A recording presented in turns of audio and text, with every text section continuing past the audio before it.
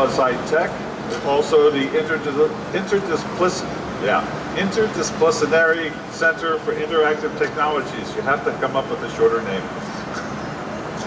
First of those people that do not know me, I've had a wide variety of different jobs inside of the computer field since 1969. But in May of 1994, I met Linus Torvalds, saw Linux for the first time, and helped to port Linux from a 32-bit Intel system to a 64-bit reduced instruction set computer. In 1996, I came to Brazil for the first time, and I saw the University of São Paulo. There I saw the first Beowulf supercomputer I had ever seen, and they were doing some amazing things with it. I also met Professor Zuffo and was very impressed with the courses and the things which he had set up. A little while later, I attended the first campus party, and I've attended every campus party except one since then. I am the godfather to a Brazilian citizen, and I am also part owner of a brew on premises place in Curitiba, Brazil, which is the first brew on premises place in all of Latin America. So I have great ties to Brazil, and I love the Brazilian people, and I love the country of Brazil. Now there are many little computers in the marketplace today. Some of them are so cheap you can buy them for $3 US, and others are more expensive with more capabilities, $600 US. But the problem is, when you try and bring these to Brazil, you have taxes, really bad taxes. Now, to be fair, these taxes are trying to stimulate production inside of Brazil. Unfortunately, that does not happen as much as it should. And the computer that might cost $35 US in the United States somehow magically costs $200 US here in Brazil, or even more. A lot of this is because the taxes are on the value of the product, and that includes not only the cost of the product as you would purchase it, but the shipping. That doubles the price, and then the people that are selling it to you, of course, want to make a profit, and they make it even higher. There's a trick to the tax, though. If you bring in the parts and assemble it here in Brazil, the tax goes from 100% down to 16%.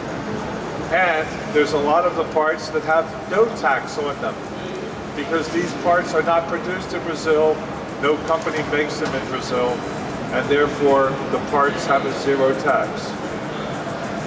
The other trick is the fact that the value of all the parts together is much less than the value of the finished product. And consequently, the amount of money that the 16% of the tax is applied to is much less than the value of the finished computer. Now, the other reason for producing these products in Brazil is that your universities train lots of electrical engineers, very fine electrical engineers. When they graduate, they would, of course, make a living. But they also want to work on interesting projects, things that challenge their abilities. And in a lot of cases, they find that they have to go to the United States, or Europe, or China to get these jobs. And this is a crime against Brazil and a crime against God. So we want to increase the number of opportunities in Brazil for people who want to work on exciting projects, which keeps the people here. And when you buy a computer, you will be helping to fund that person to stay here in Brazil. And that person will buy local food, local property, local clothes, and pay local taxes. And that's important to the Brazilian economy. Now, people say to me, Well, these computers are going to have to be more expensive than what the Chinese make, because the Chinese work for such a small salary. Let me tell you something. The people that make these computers don't necessarily make that small salary, because it is a complex job. But the other thing that you have to think about is that most of the work is done by something known as a surface mount technology machine, SMT. And it's a robot. That's all it is. And that robot can sometimes produce up to 10,000 single board computers per day. You run it 24 hours a day, 3 shifts of people. And so it takes 60 people to manufacture those 10,000 computers each day. The Chinese are paid less than the Brazilians. But I had 2 great thoughts. Thought number 1, the Brazilian robot doesn't get paid any more than the Chinese robot gets paid. They make exactly the same amount of money. The second great thought is if you took the difference in wages between the 2 groups and divided it between 10,000 systems, it gets close to 0. So, in reality, the computer that's made in Brazil should not cost any more than the computer made in China. Now, Brazilians are technology crazy. You actually use more cell phones per person than any other country on the face of the earth. Many Brazilians have 3 or 4 cell phones they use. One for business, one for personal life. All mine is from Tim, mine is from somebody else. So I have to have a Tim phone and a different vendor and stuff. And you have phones all over the place. And a lot of these phones are manufactured in Brazil. However, none of them are designed in Brazil. They're all designed in the United States or in China. And therefore the person, the engineer who wants to work on an interesting design cannot stay in Brazil. So we wanted to create a program to design and manufacture these single board computers in Brazil, and to also stimulate the design and manufacture of other things that Brazilians could make and sell to the rest of the world. Now, a lot of people say, this can't be that hard, right? Because there are many small companies in Brazil that have these robots, these SMT lines. But these companies are small, and they want to produce things that they know is going to sell and is relatively easy to design. And so they create flash sticks, USB flash sticks, and they create memory DIMMs. And they sell this because they know that people are going to be able to buy these, and the taxes on them will be low. But they do not want to try and generate a single board computer, because it really takes about $1 to $2 million US to do the design and to get it right, to create the relationships between the companies which are selling you electronic parts and you yourself. And so this creates a cost between $1 to $2 million.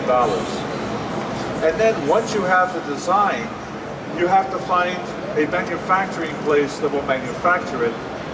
And that usually costs between $100,000 and $400,000 to get the design into manufacturing. And then you have to port an operating system to it or other type of software. This costs you more money and time. And so you're selling all of this into an unproven market. Will somebody buy your computer instead of somebody else's computer? And you don't know. And so this creates a huge amount of risk and something we call non-refundable engineering. That if you're wrong and nobody buys your computer, you will never get that money back again. So the solution that we came up with was to take an already proven design, one that already was being sold, one that already had operating systems ported to it, one that we knew that the market would buy it, and bring the parts for that computer into Brazil and assemble them on the surface mount technology machine. To use an NGO, a non-profit organization from the university, to do that work along with volunteer people to get it started. Then we would assemble and test these boards inside of Brazil. The operating system was already ported and debugged, and so there's very low risk in doing this. To do this, we wanted to create a custom design center so that people could take this design and change it to meet their needs. And we wanted this design to be local to Brazil so that we could make it easy for people who wanted to use this design in things that they wanted to manufacture. So we came up with the concept of Caninos Loucos. I am Mad Dog. Everybody working on this is some type of crazy person. Crazy dogs, crazy wolves, crazy jackals, everything, crazy foxes. And so this is our emblem. And we're going to be using the SMT line at LSI Tech, which is a nonprofit organization started by the University of São Paulo to stimulate business. We have the expertise of the university and private people helping us to create this manufacturing. And we have the relationships with the chip vendors that we need. There's an organization, a company called Verolata, and they're going to be providing manufacturing services to people who want to change the board, who want to change the way it works, who want to design other things so that this can be done in Brazil at low cost. Now, I am a person who does not give up easily. In 2012, I was at Campus Party Europe, and the Raspberry Pi had just come out. And I asked Campus Party, I said, do you have anybody from the Raspberry Pi Foundation coming to do anything with the Raspberry Pi? And they said no, because the Raspberry Pi Foundation didn't even talk to us. I said, I happen to know somebody on the foundation, which you can do if you've been in the computer industry for 47 years. And so I called up my friend and said, please send some people from England to Germany and have a workshop with the Raspberry Pi. And I saw how popular it was. And so at Campus Party Brasil in 2013, I invited people from the Raspberry Pi Foundation to Brazil to discuss producing the computer in Brazil. 2 years later, I got the answer back. No. No reason given.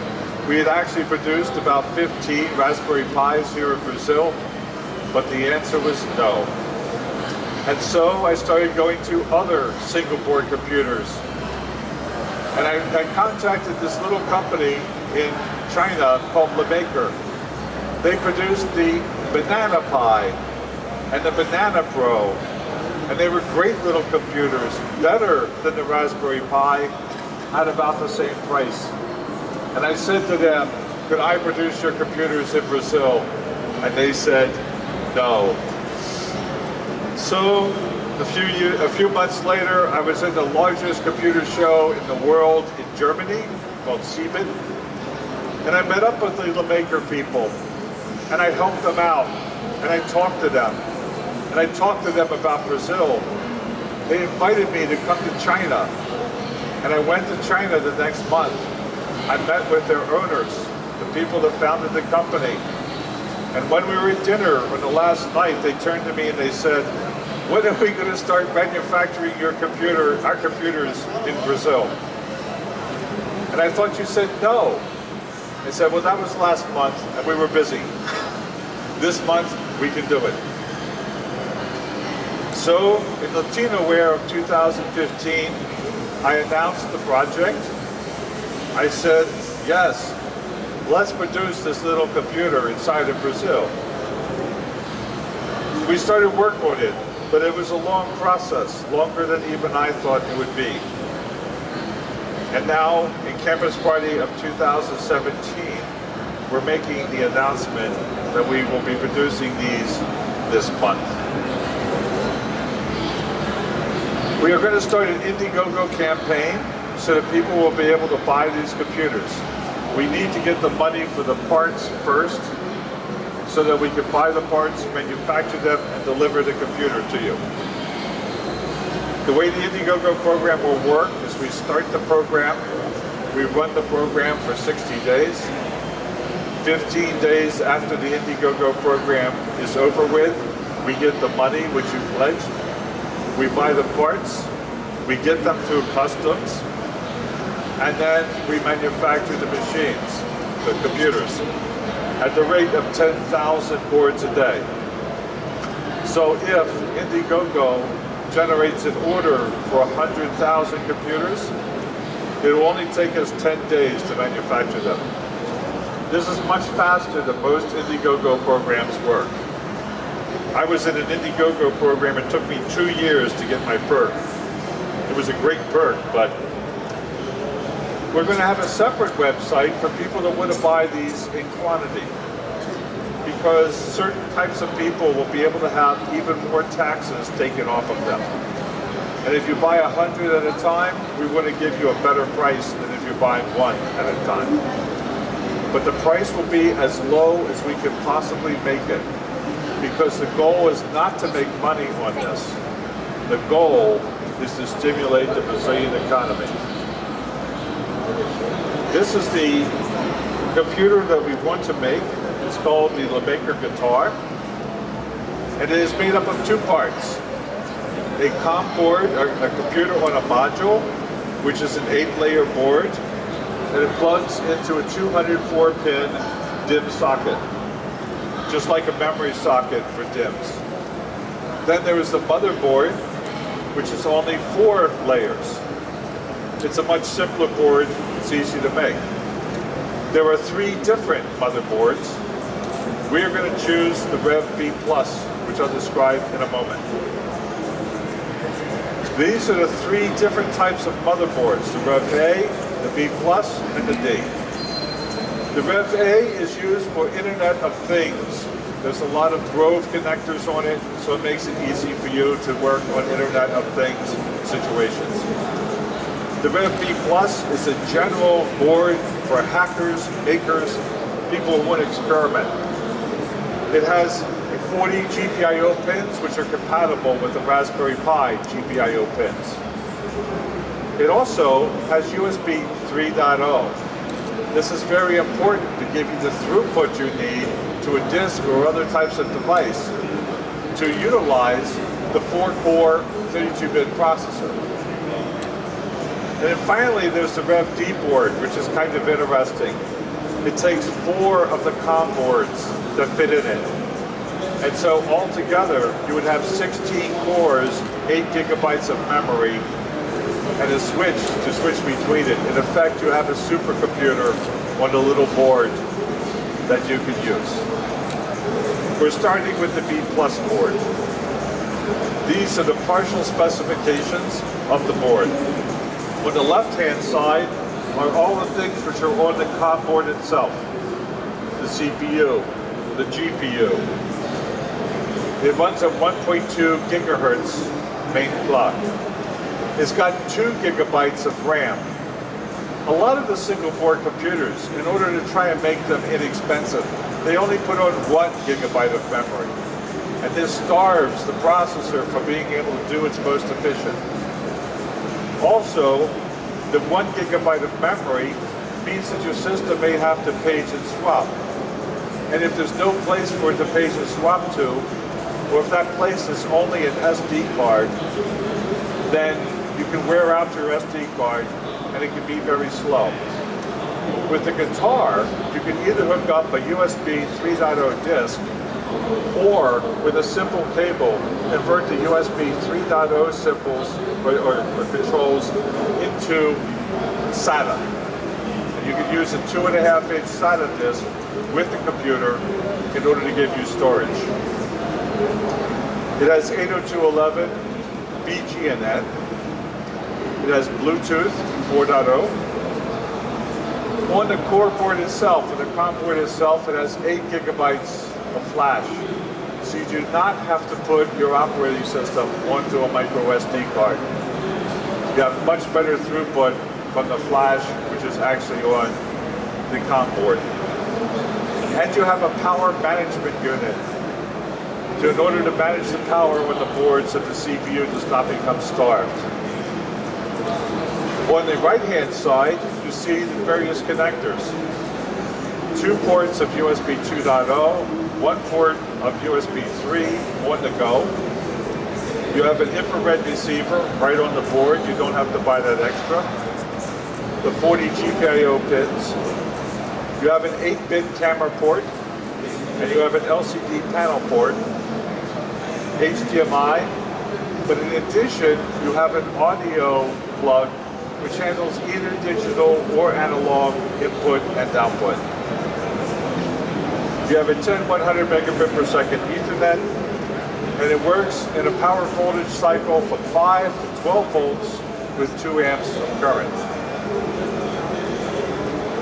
Here is a picture of the COM board on the right-hand side, top and bottom, and the Redmi Plus motherboard the COM board's on the left-hand side, top and bottom, and the Redmi motherboard's on the right-hand side, top and bottom. We also have many different distributions of Linux and Android available, not just one. So if you like Debian, you can have a Debian distribution, Arch Linux, Ubuntu. There's also a special multimedia distribution that is available, kind of like XBMC, mixed in with some other things. And the maker has created their own tailored version of Raspbian that goes on the system also. Android 5.0 is supported on this system. Now this is not just about producing one little single board computer. It's about stimulating this type of market inside of Brazil and later on inside of Latin America. So one of the reasons why it's hard to find a Raspberry Pi 3 inside of Brazil is because nobody has certified the Wi-Fi with Anatel. It costs a lot of money to do that, and the individual distributors do not want to do that.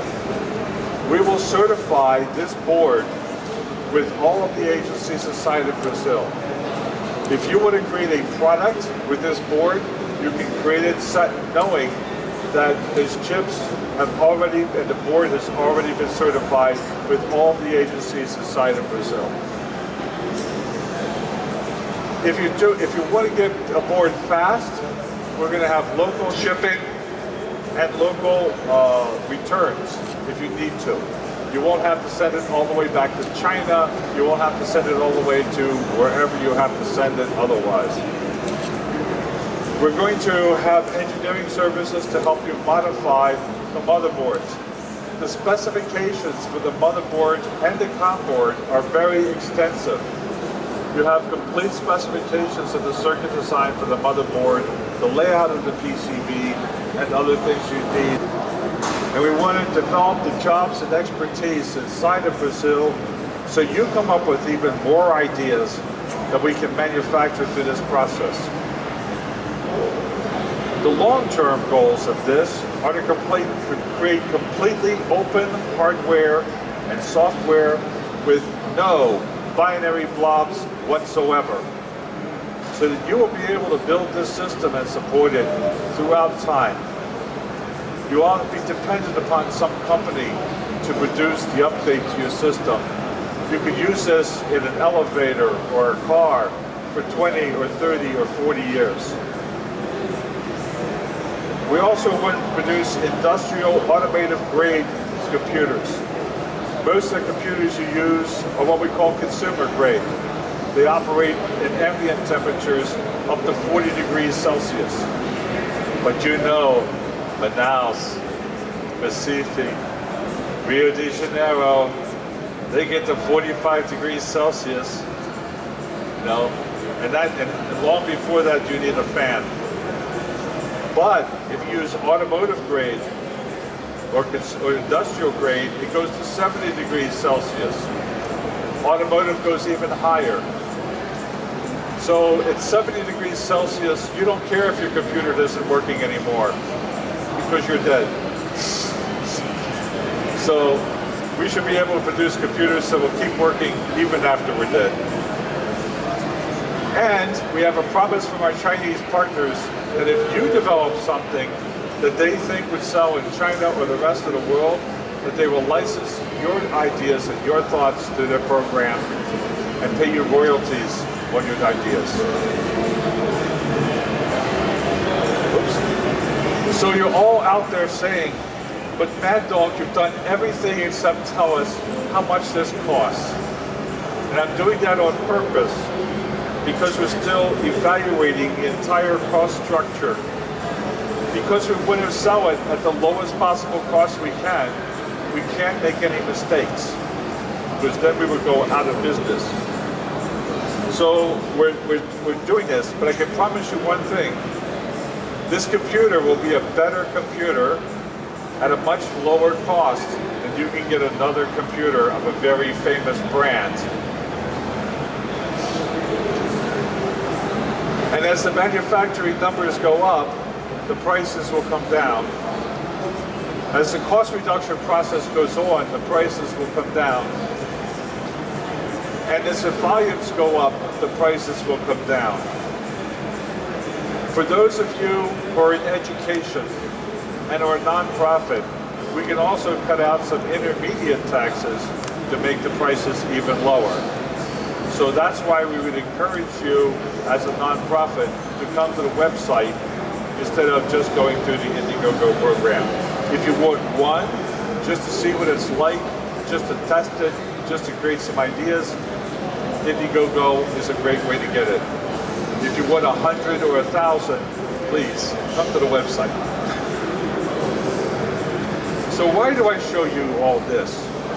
It's because I want to be able to see people in Brazil and students and educators build things like this. This is a supercomputer made up of little boards. You can pack it inside of a briefcase. This is a preliminary version. Once we start producing these computers, I'm going to use these computers to build this. And it will be even better than this. It'll be even cheaper than this. What do I use this for? Educating students in how to program supercomputers. Educating students in how to do high availability systems. Educating students in how to do heterogeneous computing with different operating systems in the same structure. And I can put it inside of a briefcase and run it off of solar panels.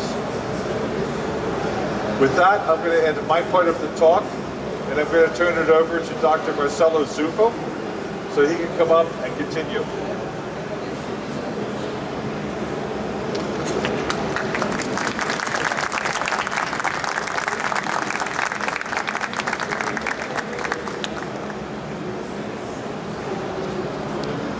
Bom dia, pessoal, tudo bom?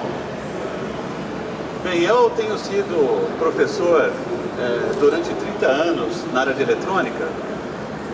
Sou professor da área de Sistemas Eletrônicos. Então, supostamente, nós formamos os engenheiros que vão ser os portadores desse processo de inovação em escala mundial que nós observamos hoje. E olha, nos últimos 30 anos, uma decepção que eu tenho é que não se acredita que é possível fazer inovação na América Latina. Nós olhamos esses produtos, vocês que são hackers, makers, eu tenho certeza absoluta que vocês olham esses dispositivos e vocês falam ou pensam, se eu tivesse a chance, eu poderia fazer muito melhor. Se eu tivesse a chance, eu poderia incorporar as inovações que eu tenho na cabeça e fazer a diferença no mundo. Mas durante muitos anos, por razões macroeconômicas diversas, não se acredita que é possível fazer inovação na América Latina. Centenas de engenheiros brilhantes que eu formei nos últimos nas últimas 3 décadas, hoje trabalham em bancos, ou trabalham fora do país. E quando eu encontro eles por aí, como encontrei vários na CES em Las Vegas, eles falam: a engenharia, a ciência, a técnica e mais recentemente a capacidade maker brasileira, ela é classe mundial. Mas existe alguma coisa que nos impede de levar essas inovações para o resto do mundo. Pode parecer uma loucura, e vai ser um esforço coletivo. Os cachorros, os lobos, quando eles fazem atividades complexas, eles fazem matilha. Daí o espírito canino, da fidelidade, da perseverança, da capacidade e da confiança absoluta que o cachorro tem com seu dono, o melhor amigo do homem. Nós temos aqui 3 cachorros. Aquele indivíduo que parece o Wolverine, 37 anos de experiência no mercado SMT no Brasil, praticamente a pessoa que introduziu o processo de manufatura em escala na sociedade brasileira. O Jon Maddog Hall, não precisamos ter introdução a isso. E eu estou fazendo parte da matilha há quase 3 anos. E convido todos vocês aqui para participar da matilha. E é uma matilha louca, porque é loucura você imaginar tecnologia de ponta na América Latina. Por isso que nós estamos chamando o programa de Caninos Loucos. Porque realmente, madness, loucura, loucos. Se vocês pensarem no mundo real, quando essa festa acabar, é realmente uma coisa de louco a gente imaginar como a gente pode projetar inovação, engenho, criatividade do Brasil, e não digo só do Brasil, mas de toda a América Latina, para o resto do mundo. E eu tenho certeza que a partir desses 3 anos de experiência, nós temos um programa extremamente consistente para virar a mesa e virar o jogo neste processo. Eu tive a chance de começar a convencer a universidade sobre esse processo. Vocês sabem que a Universidade Brasileira não tem um prêmio Nobel. Princeton, 27. Quando o reitor de Princeton veio na USP, a gente perguntou: por que vocês têm 27 prêmios Nobel e a USP não tem nenhum? O reitor de Princeton falou de uma forma muito clara: vocês têm que ser loucos. Vocês têm que se desapegar das coisas materiais. Vocês têm que se desapegar de governo, de agência de fomento. E vocês têm que fazer a diferença. Naquele instante, a reitoria lançou um programa com o seguinte objetivo: pensem a humanidade daqui 20 anos. Pensem um pouco do ponto de vista da ficção científica. Sonhem e façam acontecer. O primeiro problema quando você entra nessa situação é imaginar se você está vivo daqui 20 anos. Maslow explica isso. Então, quando a gente pensa daqui 20 anos, eu vou estar um pouco mais velhinho, eu vou estar grisalho como John, talvez eu tenha filhos, netos, talvez eu não esteja vivo aqui. John teve um infarto no passado, eu também tive um princípio de infarto. Mas a gente acaba percebendo que, apesar da existência curta que a gente tem nesse planeta, as ideias perduram. E as ideias perduram se elas são coletivas. E dentro dessa ideia, nós fizemos o seguinte exercício: qual que são as únicas garantias que nós podemos ter daqui 20 anos? Se nenhum asteroide, ou se nenhum louco como Trump apertar o botão da bomba atômica, a humanidade vai continuar. Seremos 8 bilhões de humanos. E a gente sabe que daqui 20 anos, 8 bilhões de humanos, 8 trilhões ou 80 trilhões de máquinas. Isso é um fato absoluto e irreversível.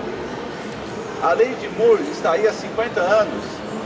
Não é nenhuma lei, é um corolário. Impossível de ser provado, mas claramente observável. E a gente não consegue, como engenheiros, estabelecer os limites desse corolário. Ela existe por 50 anos, a gente consegue provar que ela pode existir por mais 50 anos. Agora, como vai ser a computação? No passado, nós tínhamos desktops, eram máquinas grandes. Hoje nós estamos falando de single board computing. Todas essas marcas, todas essas placas que vocês conhecem, eu pergunto para vocês, há inovação nesse setor? Não. Aquela placa maravilhosa que você sonha de noite, ela aparece no dia seguinte? Não. Hoje nós estamos falando de placas do tamanho de um cartão de crédito. Já fala-se em placas do tamanho de moedas. Eu acredito que em 2020 nós não vamos falar de single board computing. Nós vamos falar de dust computing, computação em pó. Os computadores vão estar suficientemente miniaturizados para a gente pegar um saleiro e jogar na salada, junto com sal, computação em pó, para esses computadores investigarem se a salada não está contaminada, foi devidamente lavada, assim por diante. Nós vamos ter computação em pó em shampoo. E esses computadores vão nos ajudar a prevenir qualquer coisa que vocês possam imaginar, ou não.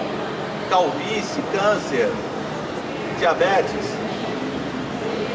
Agora, isso só vai acontecer se a humanidade quebrar todas as barreiras à inovação. E esse programa, Caninos Loucos, tem a ver com isso. Nós queremos dar um passo em relação ao que já fizemos até hoje em inovação, dentro de uma perspectiva latino-americana, dentro de uma perspectiva brasileira. Por exemplo, por que os single board computers precisam consumir energia? Eles têm uma pegada de energia tão pequena que é ridículo você imaginar essa encheção de saco de ligar o single board computer na tomada. Estamos aqui com o vira-lata, com o Drago. Ele fala, olha, é muito simples a gente eliminar. Nós não estamos falando de uma máquina que consome 20 watts ou 50 watts. Nós estamos falando de uma máquina que consome meio watt, energia, meio watt. Eu posso ter uma manivelinha, como o pessoal do MIT já propôs há muitos anos atrás. Eu posso ficar pedalando. Eu posso dimerizar a lâmpada, eu posso pegar a luz do sol. Então a gente acredita que o campo das possibilidades de inovação são inimagináveis se a gente quebrar esses paradigmas. E a gente objetiva quebrar esses paradigmas com o programa Caninos Loucos. Eu brinco com os meus alunos, quando a gente fala de loucura, existem vários pensamentos sobre eles. Primeiro que loucura é uma questão de ponto de vista. Segundo, o problema de loucos é quando eles têm seguidores. Cristo, outros, Jon Hall. E o terceiro problema dos loucos, um cara muito famoso brasileiro já pensou muito sobre o assunto, Raul Seixas. Eu não sou louco, vocês precisam acreditar em mim. Bem, deixando a loucura de lado e falando um pouco de ciência, quando nós temos computadores e humanos juntos, eles têm um transtorno obsessivo-compulsivo relacionado com a interação. Onde você tem computador e humano, você tem interação. Olha aí a galera usando smartphones, digitando. Você tem interações das formas mais possíveis e imagináveis, pouco sistematizadas na literatura científica. Eu não estou falando daquela interação de mausinho e teclado. Eu estou falando de telepatia, eu estou falando de teletransporte. Eu estou falando até, talvez, do domínio espiritual, do domínio da mortalidade. A computação está permitindo cenários hipotéticos, como um estudo recém-publicado pela Academia Norte-Americana de Ciências, que o conceito de mortalidade ele é extinto em 2040. em função dos avanços da computação. Não é mais pseudociência, não é mais ficção científica. É um estudo circunstanciado, baseado na elite intelectual norte-americana que publicou esse estudo. Em 2050, a mortalidade deixa de existir. Aquele medo que todo mundo tem de morrer acaba. Por quê? Os computadores vão estar em todos os lugares, interagindo conosco, eles vão cuidar da nossa saúde, eles vão prever que o Jon Hall vai ter um infarto, eles vão prever que eu posso andar aqui e eventualmente cair e tropeçar. As pessoas hoje não morrem de velhice, elas morrem de acidentes. E os acidentes sob qualquer perspectiva, o acidente cardiovascular, o tombo. Então nós temos que pensar nesse cenário. E por causa disso, a USP não me deu um centro para pesquisar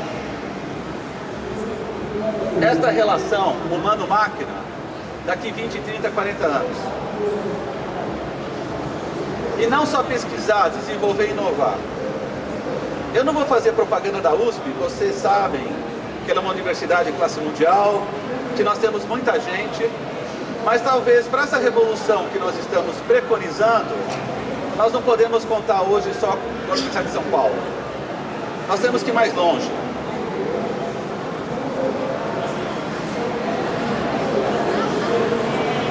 A nossa visão é que em menos de 70 anos nós saímos daqui e hoje nós estamos aqui.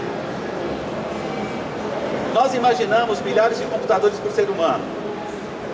E se a gente entender de forma interdisciplinar essa questão,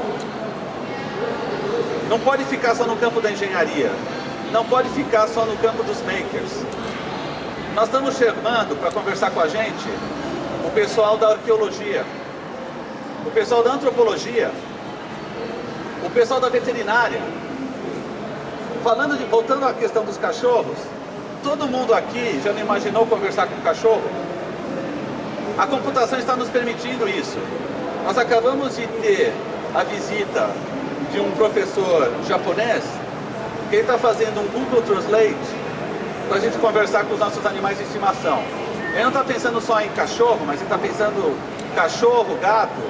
Na verdade, ele está pensando em todos os animais que têm um cérebro mamário.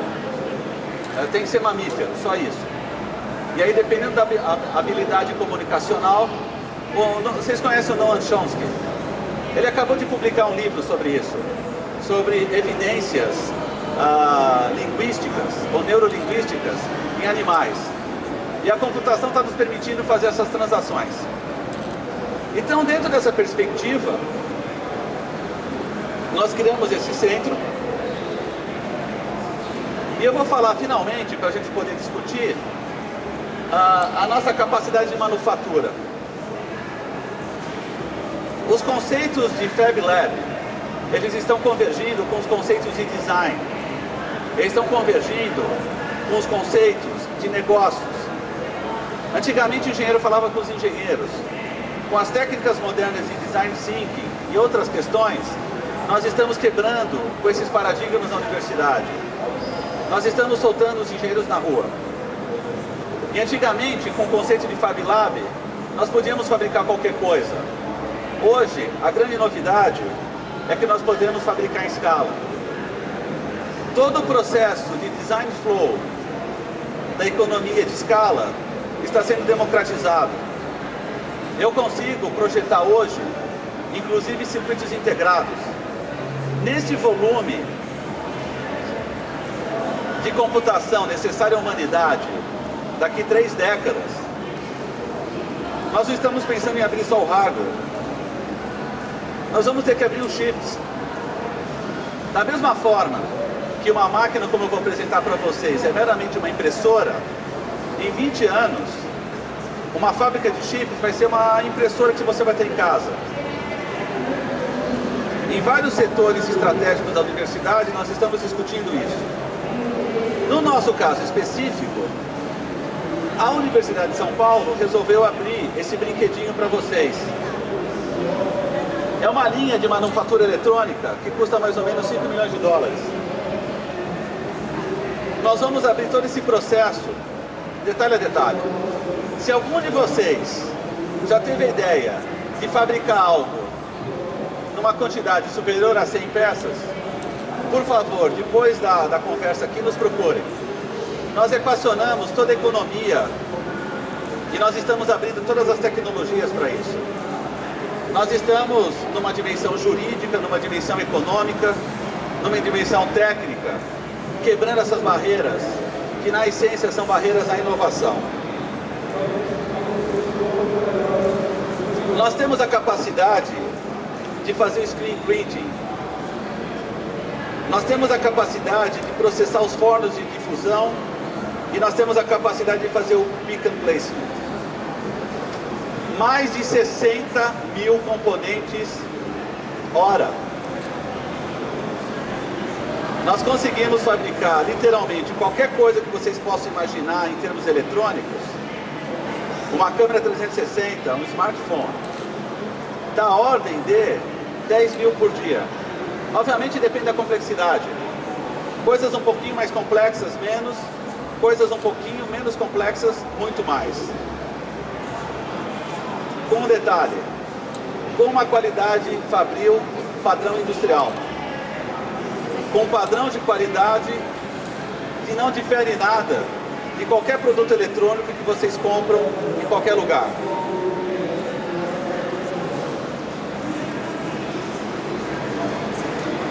Nós conseguimos processar qualquer tecnologia SMT em estado da arte. As máquinas mais modernas que vocês podem encontrar na China, nós temos aqui em São Paulo. Se eu pudesse, eu traria essa máquina para Campus Party. O grande problema é que essa máquina é um pouquinho grande, tá, pessoal? Ela tem 18 metros de comprimento linear e ela é um pouquinho sofisticada. Só o fato de transportá-la para o Brasil, a gente pode desregulá-la. O engenheiro Drago tem trabalhado nos últimos 60 dias só na calibração da máquina. Porque alguns componentes, mesmo em estrutura SMT, eles são ordens de grandeza do tamanho de um fio de cabelo. Nós estamos falando aí em 30 micra, 40 micra, né, Drago?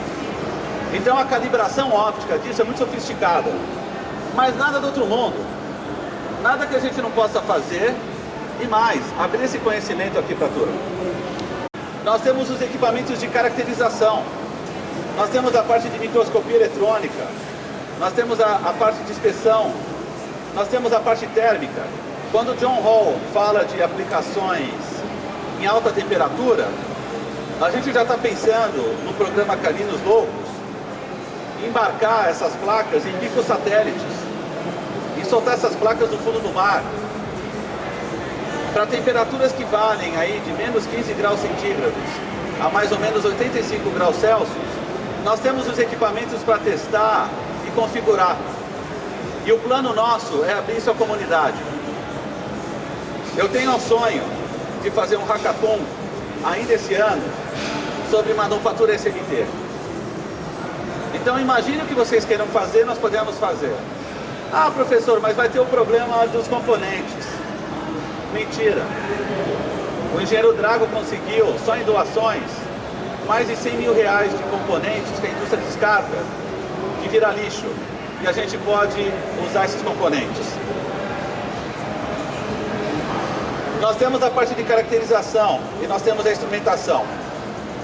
O nosso plano, através de um programa na Universidade de São Paulo, é disponibilizar todos esses insumos e equipamentos para a comunidade para que a gente propicie a inovação. Somos os Caninos Loucos. Aqui também o e-mail. Nós temos o e-mail do Jon Hall e acho que agora teríamos 5 minutos para discussão. Por causa disso, o Jon conhece todas as minhas ideias. Eu vou fazer um switch for English, ok? So next questions we can talk and spoke in English. Thank you very much.